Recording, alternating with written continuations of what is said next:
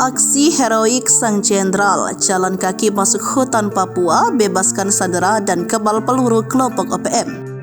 Sosok Jenderal Polisi satu ini bikin kelompok OPM ketakutan dan tak berani untuk melawan.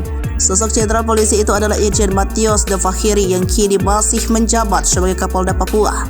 Selama menjaga keamanan wilayah Papua, Jenderal Polisi Bintang 2 ini tetap berkomitmen memberikan terbaik untuk masyarakat Papua dari gangguan OPM. Bahkan dulunya ada aksi hero yang dilakukan jenderal ini saat berada di markas OPM. Momen ini diceritakan langsung oleh Bribda Nursi Tefnai yang merupakan ajudan pribadi Sang Jenderal. Dilansir dari Tribun Papua, aksi heroik Sang Jenderal itu terjadi di tahun 2017. Kala itu Irjen Fakhiri memimpin pasukan evakuasi jenazah yang terkena tembak di kampung Utikini, Mimika. Irjen Fakhiri tidak hanya memberikan arahan, ia bahkan terjun langsung ke medan perang untuk memimpin proses evakuasi.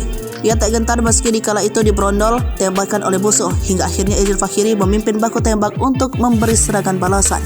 Dikatakan Nusri jika saat itu atasannya mau cari aman saja, pasti tidak akan mau ikut langsung dalam proses evakuasi. Jadi bapak berani, ya kita harus berani, dan dia di situ ikut balas tembakan, kata Bribda Nusri.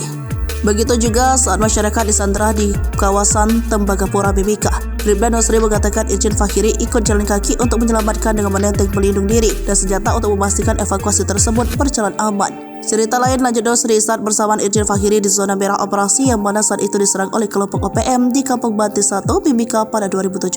Saat itu hanya tersisa bakaran kaleng dan mie instan. Ia menyebut atasannya itu sebagai pemimpin yang selalu berkorban untuk perdamaian dan keamanan di Papua. Hal itu diperlihatkan saat pengamanan rombongan pengantar jenazah yang mantan Gubernur Papua Lukas NMB pada Kamis 28 Desember 2024.